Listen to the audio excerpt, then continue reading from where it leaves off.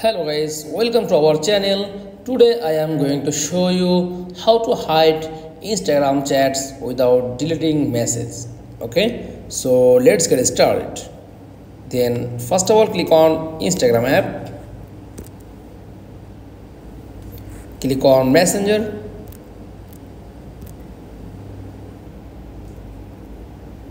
tap on someone, click on name option. Okay, then click on privacy and safety. After that, click on restricted, tap on restrict. That's all. Your message hide. Click this option,